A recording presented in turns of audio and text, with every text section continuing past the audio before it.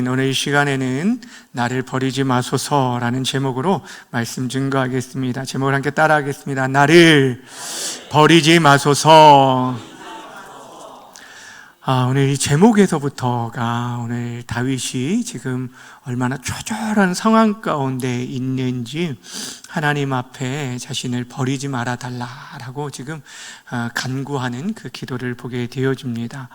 우리가 인생을 살다 보면은 우리가 정말 감당치 못하는 그런 어려움들을, 그런 그 고난들이 하나 둘이 아니라 한꺼번에 몰아쳐서 정말 이 일들을 어떻게 감당할까라는 그런 사면 초과의 그런 답답한 상황을 만날 때가 있습니다.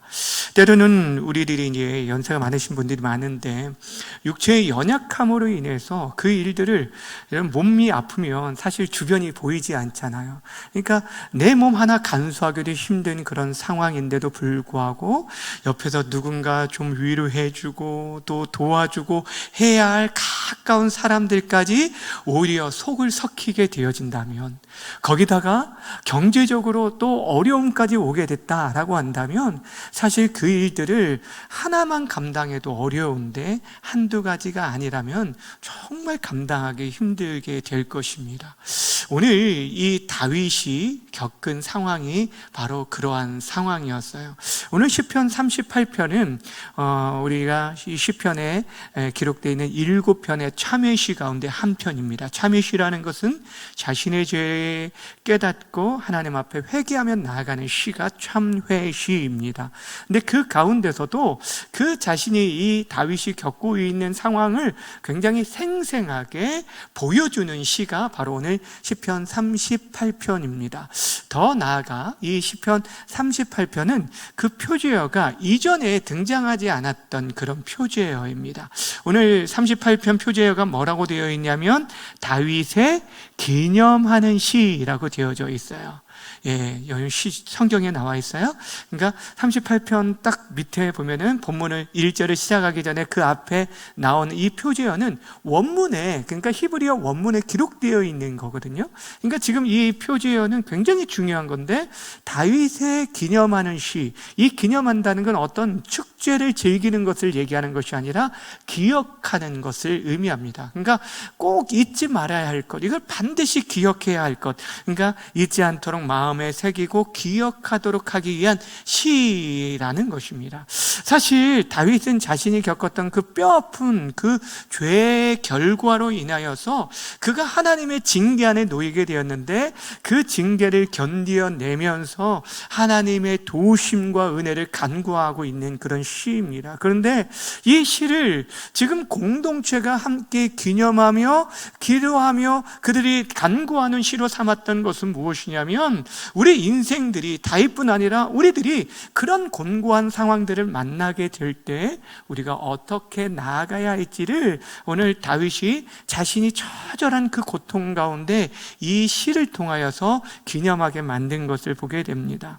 오늘 본문을 통해서 그렇다면 다윗이 어떤 고통을 겪었는지를 함께 살펴보고, 그 고통 가운데 그가 하나님 앞에 어떻게 나아가게 되었는지, 또 우리에게 주시는 교훈이 무엇인지를 함께 나누려고 합니다.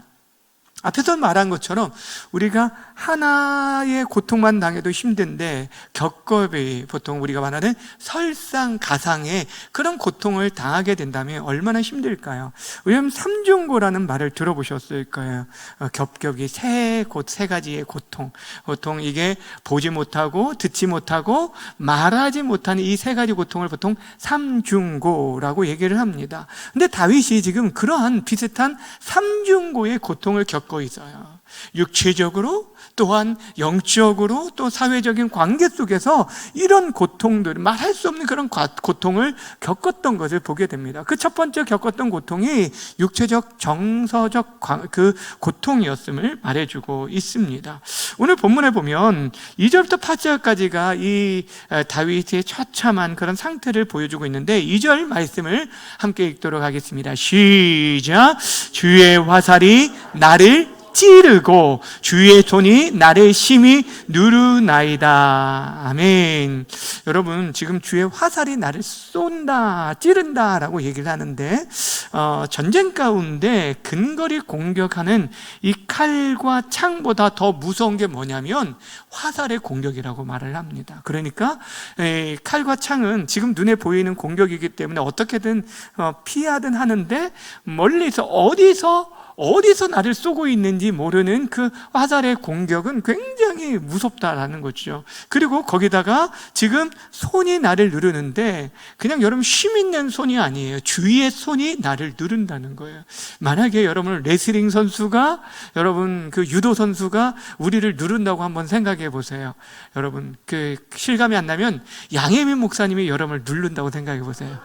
예, 갑자기 실감이 나죠? 이게 빠져나올 수가 없습니다. 근데 지금 주의 손이 우리를 누른다라고 얘기를 합니다. 지금 주의 화살이 나를 쏘고, 그리고 주의 손이 나를 누른다. 지금 여러분, 지금 다윗이 겪고 있는 이 고통은 지금 어떤 고통이냐면 하나님의 징계로 인한 고통임을 말해주고 있어요. 그래서 그 고통으로 인해서 그 결과가 어땠냐면 3절 이하, 여러분 성경을 한번 보세요. 3절 이하, 화면에 없고 여러분 성경에 보면 3절 이하에 보면 내 살이 성한 곳이 없대요. 내 뼈에 평안함이 없고, 또 5절에 보면 내 상처가 썩어서 뭐가 난다고요? 악취가 난다라고 얘기를 하고, 6절에 보면 내가 아프고 심히 구부러지고, 또 7절에는 내 허리에 열기가 가득하고 내 살에 무엇이 없다고요? 성한 곳이 없고, 8절에 보면 내가 피곤하여 심히 상하였음에 마음이 불안하여 신음하게 되었다라고 얘기합니다. 여러분, 지금 다윗이 지금 자신이 육체가 겪고 있는 아픔, 여러분 살에서 썩은 악취가 날 정도로 지금 완전 고통 가운데 있는 그런 모습을 그대로 보여주고 있어요. 마치 어떤 큰 고통사고를 당한 것, 그래서 여러분 중태에 빠진 그런 상태와 같은 그런 모습을 그대로 보여주고 있습니다. 근데 주목할 것이 무엇이냐면, 다윗을 지금 정말 이 괴롭게 했던 것은 단순히 육체의 질병이 아니라는 것이요. 여러분, 육체의 질병인 뿐이라고 한다면 우리가 그 질병에 어떤 정형외과 가면 정형외과, 내과 가면 내과, 우리가 통증의학 가면 이렇게 내가 그 필요에 찾아서 치료를 잘 받으면 되겠지만, 지금 문제는 무엇이냐면 그가 당하고 있는 것은 누구의 징계라고요? 하나님의 징계였고, 특별히 이 다윗 자신의 죄로 인한 징계였다라는 거, 이것이 문제였다는 거예요. 그러니까 단순히 육체적 질병이 아니라 지금 죄로 인한 하나님의 징계를 받고 있다라는 거예요.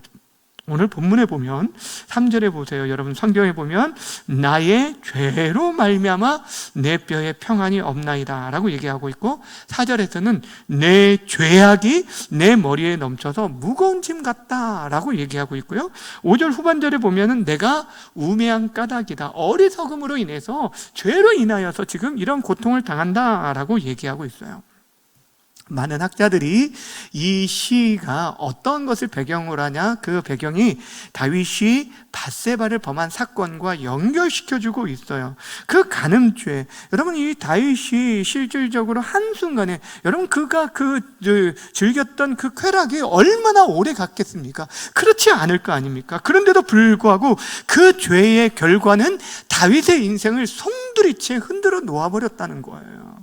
이 밧세바를 통해서 낳게 된 아이가 죽게 되어진 것을 우리가 잘 알고 있죠. 그 이후에 다윗의 가정에 칼이 끊이지 않았다라는 것들을 우리는 잘 알고 있습니다.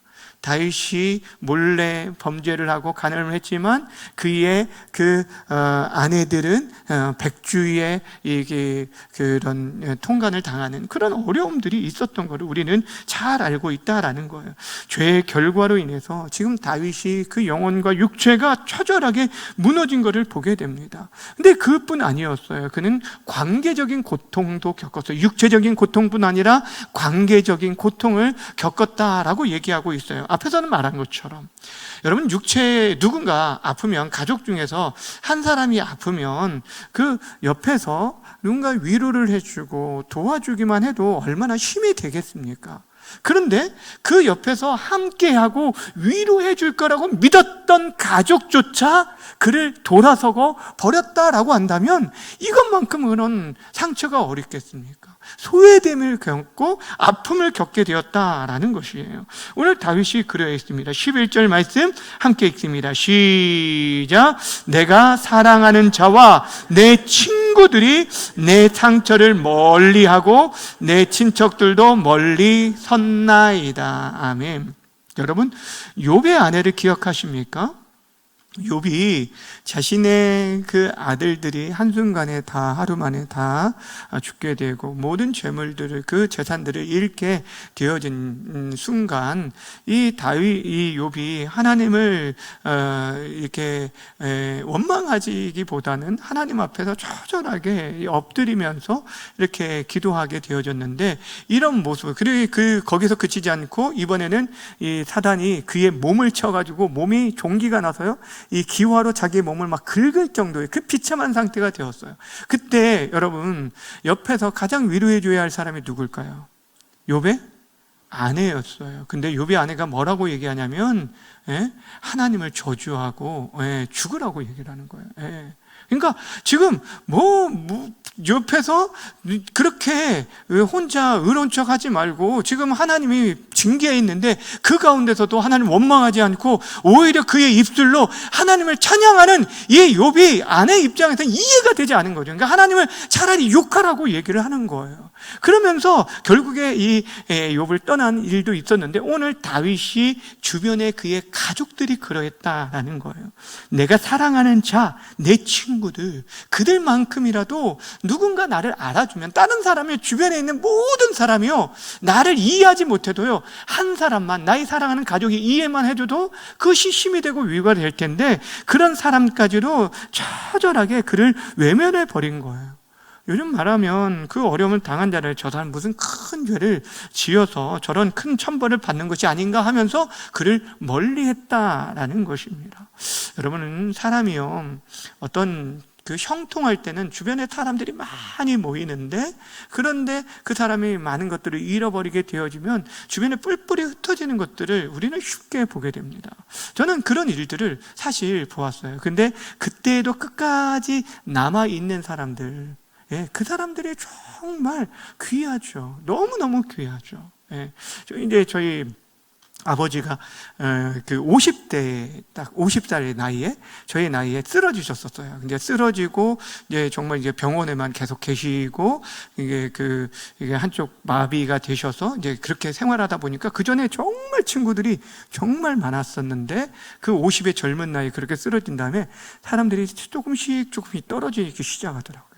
그리고 그런데도 불구하고 계속해서 병원에 찾아오고 그 시간이 지나고 10년, 20년이 지나도록 계속 찾아오고 또 요양병원에 입원하고 계셨을 때도 돌아보고 있었던 그런 분들이 있었어요. 근데 그분들을 저희는 진짜 삼촌처럼 저희가 삼촌이라고 부르고 있는데 그렇게 이런 분들이 있었어요.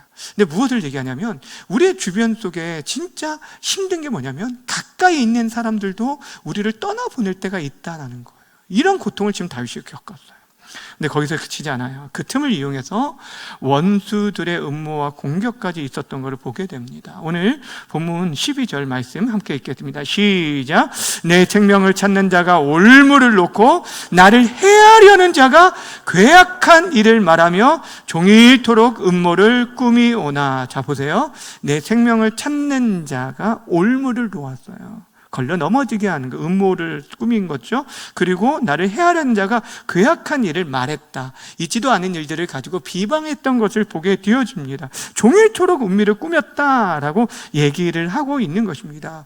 다윗을 완전히 이 기회에 완전 매장시키려고 했던 것을 보게 됩니다. 실제 다윗이 참 어려움들을 겪었을 때 이제 아들 압살롬이 그를 배신하게 되었을 때 그의 친구도 그를 떠나고 압살롬 편에 주변에 서 있던 일도 있었고, 그 전에 왕으로 추앙했던 그 백성들 가운데 이 다윗을 향해서 저주하고 욕했던 사람들이 얼마나 많았는지 모릅니다. 그런 일들을 지금 얘기하고 있는 것을 보게 되어집니다. 그런데도 불구하고 그것을 대항할 만한 힘이 없는 거예요. 마치 말 못하는 그 벙어리와 듣지 못한 귀머리가 된 것처럼 그들을 정말 상대할 만한 그런 힘조차 없이 무기력한 상태가 되었다라고 지금 성경이 말하고 있어요. 자, 보세요. 육체적인 고통뿐 아니라 지금 관계적인 고통을 당했어요. 가족들로부터까지, 그리고 원수들의 공격까지 끊이지 않는 이런 삼중고를 겪었던 것을 보게 됩니다. 여러분, 그런 상황, 여러분, 사실 다윗에게만 해당되는 일일까요? 그럴까요? 그렇지 않아요. 우리 인생 속에서 언제든지 찾아올 수 있어요. 우리 인생 속에서 그런 어려움들이 한순간에 찾아올 수 있다는 거예요.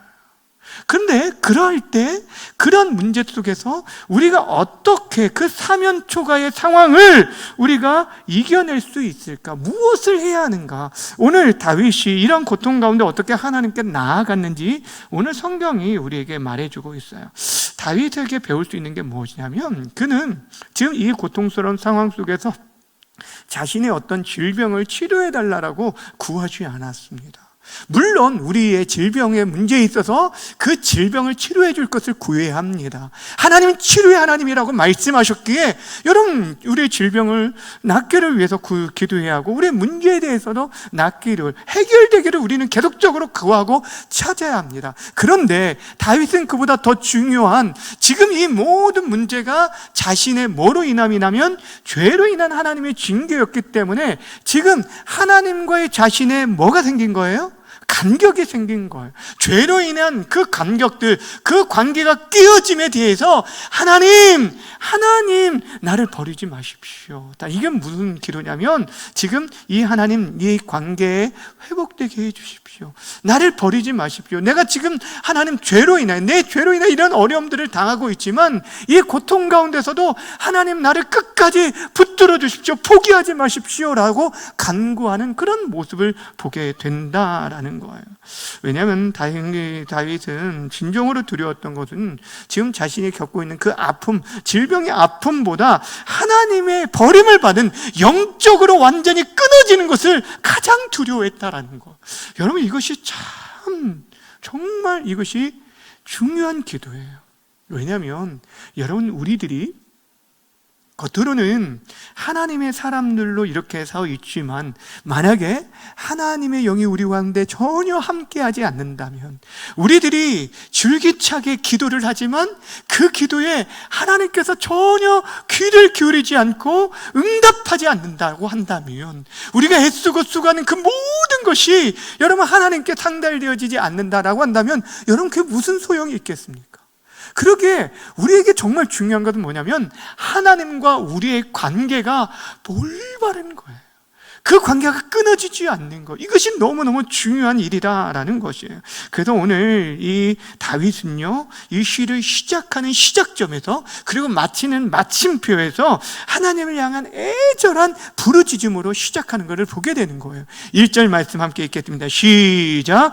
여호와여, 주의 노하심으로 나를 책망하지 마시고 주의 분노하심으로 나를 징계하지 마소서. 이것은 결국에 영원히 나를 버리지 말라 라는 그런 포함이, 그 내용이 포함되어 있어요. 그리고 마지막 21절과 22절 함께 읽겠습니다. 시작. 여호와여, 나를 버리지 마소서. 나의 하나님이여, 나를 멀리하지 마소서. 속히 나를 도우소서. 주 나의 구원이시여. 아멘. 다윗은 중요한 영적인 비밀을 아는 자였어요. 하나님과의 관계가 끊어지는 것, 이것은 육체의 고통이나 원수의 공격과 비교할 수 없이 더 처참하고 무서운 절망적인 상황이라는 걸 알았어요. 여러분, 사랑의 반대말을 보통 우리가 미움이 아니라 뭐라고 하죠? 무관심, 그렇죠. 무관심이라고 하는 거죠. 하나님께서 우리를 징계한다는 것은 아직까지 소망이 있는 거예요.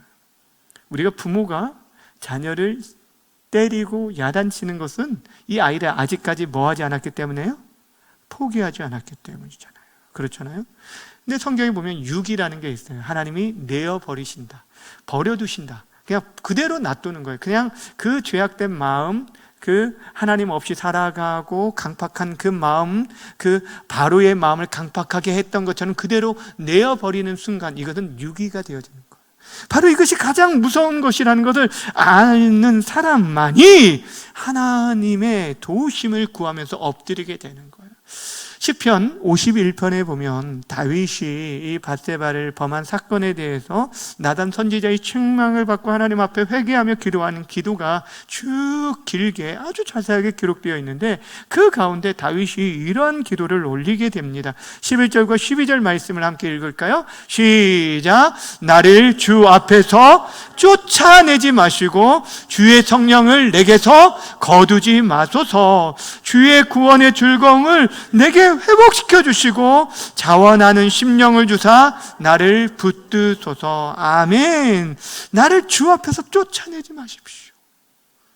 이것이 소원이라는 거예요. 이것이 기도였어요. 다윗은 지금 자신이 어떠한 이 일이 드러남으로 인해서 백성들에게, 주변 사람들에게, 신하들에게 창피함을 당할 것, 이런 것보다 하나님의 영이 자신으로부터 떠날 것, 이것을 가장 두려워했던 것을 보게 되어집니다.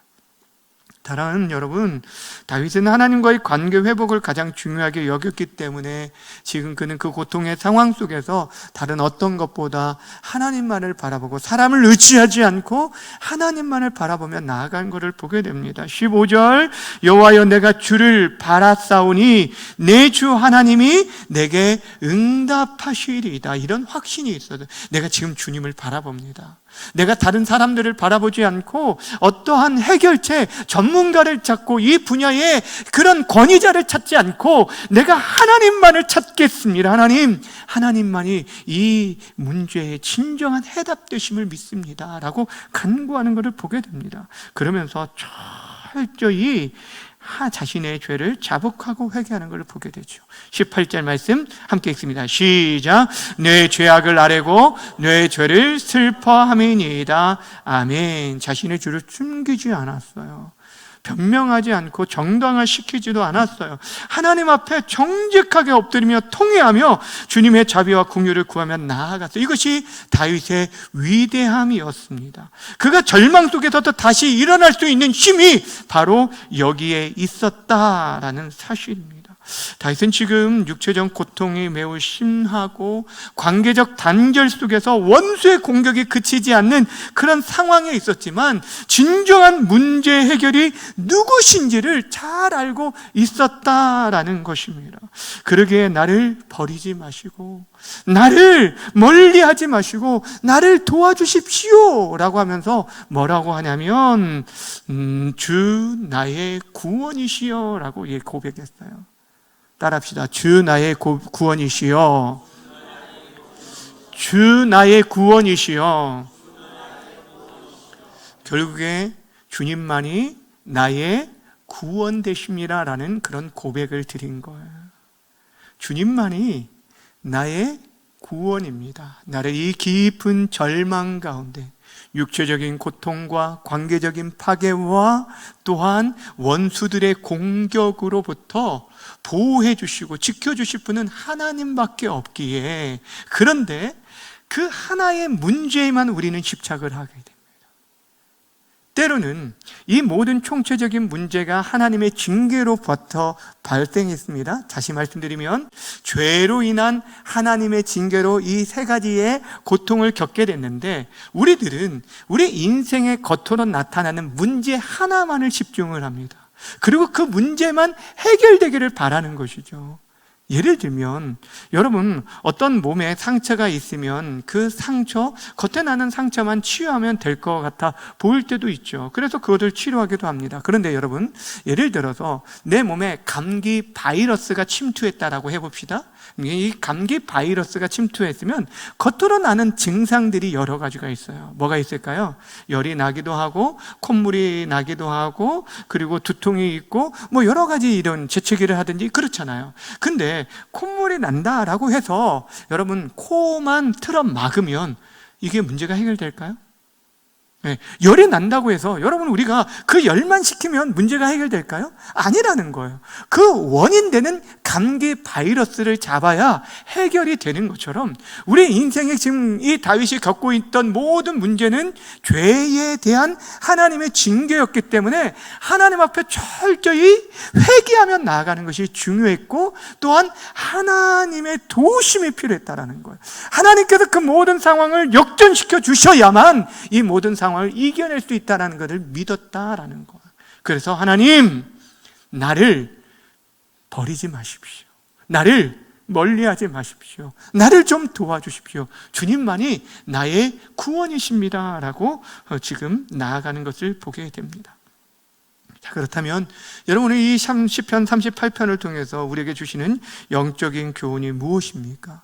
우리가 두 가지를 생각해 보려고 하는데, 첫 번째는 하나님의 징계 앞에서 잠잠히 우리 자신들을 돌아봐야 하고 우리가 죄에서 철저히 돌아서야 한다라는 거예요. 사실 우리가 겪고 있는 이 고통의 문제가 모두가 다 죄에 대한 하나님의 징계의 모습은 아닙니다. 그럼에도 불구하고 때로는 하나님께서 우리의 죄로 인해서 우리의 삶에 여러 가지 고통과 어려움들을 주실 때가 있다라는 거예요. 근데 갑작스럽게 내 삶 속에, 우리의 가정 속에서 내가 겪고 있는 그런 어려움들을 그냥 단순하게 그 문제만 집중하고 해결하는 데 있는 게 아니라, 질병을 병원에 가서만 치료하는 것이 문제가 아니라, 병원을 가지 말라는 얘기가 아니에요.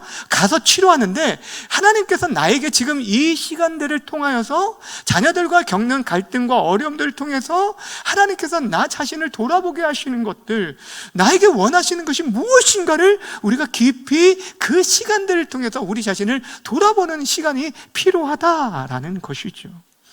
왜냐하면 하나님의 징계는요, 우리를 결국에 지금 파멸로 이끌려고 하는 것이 아니라 죄를 깨닫고 돌이키고 거룩함으로 우리를 회복시키는 데 있기 때문이에요. 앞에서는 말씀드렸듯이 여러분, 하나님께서 우리를 징계하시는 것은 우리를 아직까지 포기치 않았기 때문이에요.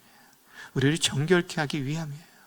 여러분, 히브리서 12장 5절 이하에 쭉 보면 그 징계에 대한 이야기가 나오는데 그 화면에 나오지 않기 때문에 제가 좀 읽어드리도록 해볼게요.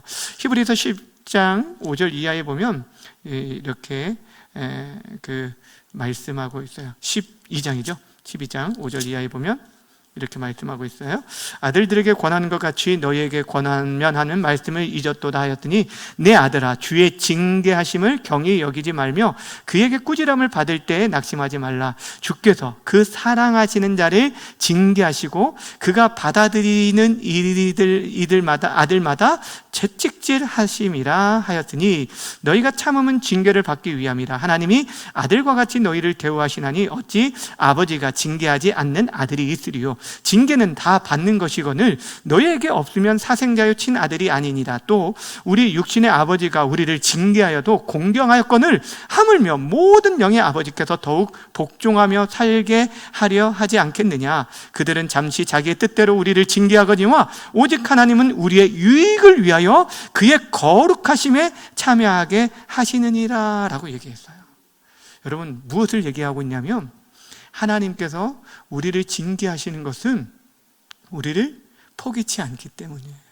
우리를 사랑하신 사랑의 취직이에요. 우리를 거룩하게 하기 위해.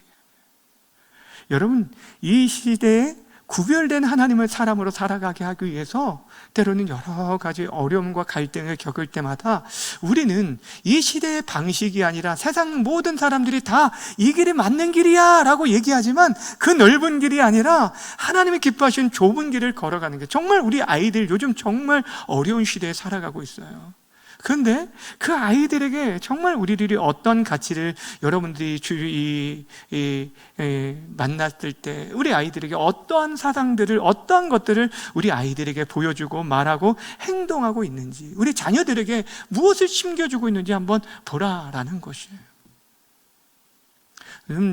지금 이 마약이요, 얼마나 급격하게 젊은이 사이에서 이게 파고들었는지 모릅니다. 최근 뉴스를 여기 보신 분, 수원 그 좀비 마약 이 동영상 보신 분이 계실지 모르는데, 제가 어제 보면서 미국의 지금 그 심각한 모습들이 이게 한국에도 이렇게 나타나지 않을까 하는 그 너무 두려움이 있었어요. 정말 진짜 기도를 해야 돼요. 오늘 아침에 젊은이들을 위해 기도가 나오더라고요. 하나님, 이 땅의 젊은이들을 하나님 정말 붙들어 주시도록. 세상의 그런 헛된 가치를, 잠깐의 그런 쾌락으로 인해서, 마약과 도박으로 인해서 이 인생들이 무너져 가고 있어요. 여러분, 지금 학교 학생들 가운데 여러분 이미 학교 폭력은 말할 것도 없이 얼마나 지금 무너질 대로 무너진 것들을 보게 됩니다. 그러나 인생들에게 우리가 지금 무슨 길을 가르치고 있는지, 사랑하는 여러분, 오늘 이 말씀 속에서 우리가 계속적으로 다윗은요, 자신의 인생 속에서 이 죄, 하나님께서 죄를 얼마나 미워하시는지를 깨닫게 되었어요. 자신은 그 죄를 어찌 보면 가볍게 여겼으니까 여러분이 이렇게 간음도 하고 또 그 우리아를 죽이는 그런 간접살인까지 했는데, 하나님께서 지금 이 다윗이 겪게 하는 고통이 그 극심하게 하신 이유가 뭐냐면, 하나님은 죄를 이만큼 싫어하시고 미워하신다는 걸 우리에게 보여주고 있는 거예요.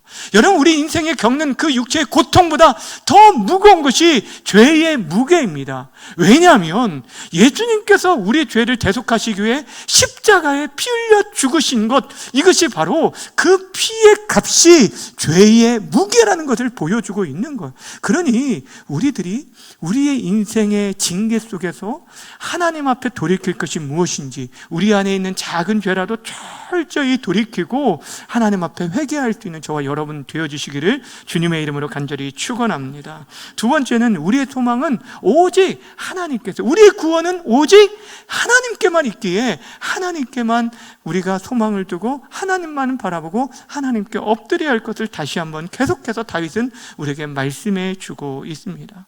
다윗이 그의 몸에 성한 곳이 없고 사방에 적으로 둘러싸여 있고 믿었던 사람들마저 등을 돌리고 멀어지는 그 순간에 낙심하지 않을 수 있었던 이유는 주의 구원하심을 믿었기 때문이었어요.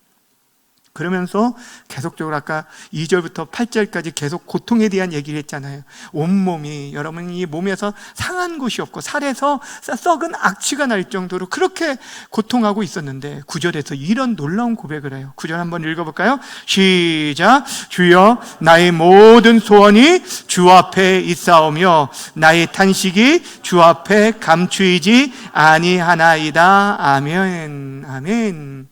나의 모든 소원이 주 앞에 있습니다. 내가 드려지는 그 모든 소원을 이루실 수 있는 분은 하나님밖에 없어요.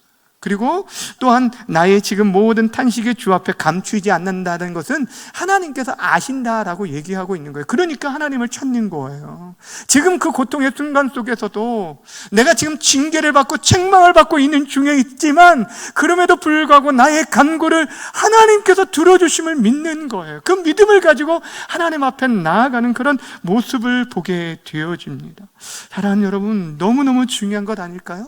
세상 모두가 우리를 외면하고 우리의 속사정을 몰라준다 할지라도, 가까운 가족마저도 우리의 중심과 마음을 몰라준다 할지라도 주님만은 내 아픔과 내 눈물을 다 아시기 때문에 주님만 바라보고 주님께만 간구하겠다라는 그런 간구의 모습임을 보게 되어집니다. 사랑하는 여러분, 우리의 소망은 오직 주님께 있습니다. 그러기에 우리들이 그 앞에 나아가야 돼요. 그 앞에 나가요. 그 앞에 엎드리고 그 앞에 구해야 돼요. 주님, 오늘 이 기도가 우리의 기도가 되어야 돼요. 다윗이 말한 것처럼, 하나님, 내가 지금 이렇게 죄로 인해서 고통과 아픔 가운데 있을지라도 나를 버리지 마십시오.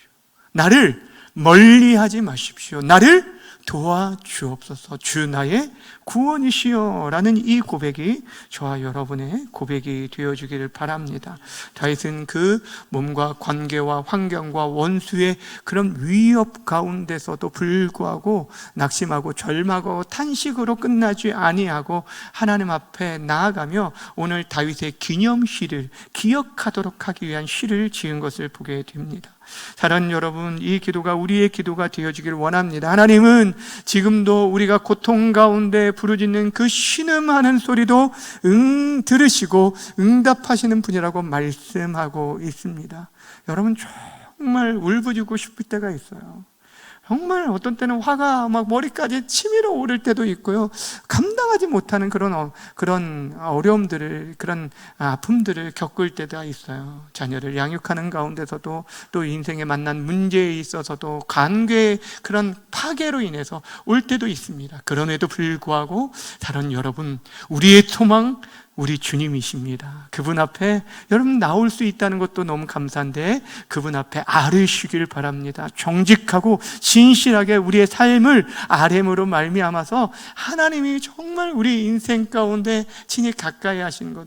저는 여러분들이 각자의, 우리 성도들이 얼마나 지금 고통 가운데 있는 분들이 얼마나 많은지 몰라요. 아프신 분들도 너무너무 많고, 그 상황들을 들으면은 정말 어떻게 저렇게 살아갈 수 있을까 할 정도로 제 마음이 무거울 때가 있어요. 그런데도 불구하고 하나님께서 그 어려움들을 넉넉히 이길 수 있는 힘과 용기와 믿음을 주실 줄 믿어요. 그리고 믿음으로 간구하며 나아갈 때 우리 인생 속에서 함께 하신 하나님을 만나고 경험함으로 말미암아서 여러분 주변에서 여러분을 만나는 사람들에게 그 하나님을 증거할 수 있었으면 좋겠어요. 말로 증거하는 것도 중요하지만 내 삶 속에서 이런 고통 속에서는 어떻게 너가 그렇게 평안함으로, 그렇게 기쁨으로 그렇게 살아갈 수 있느냐라고 할 때, 나에게는 우리 주님, 나의 간구를 들으시는 우리 하나님이 계셔, 나를 버리지 않고 나를 지금도 붙들고 있는 하나님이 계셔라는 그런 고백을 드릴 수 있는 저 여러분 모두가 되어지기를 주님의 이름으로 간절히 축원합니다.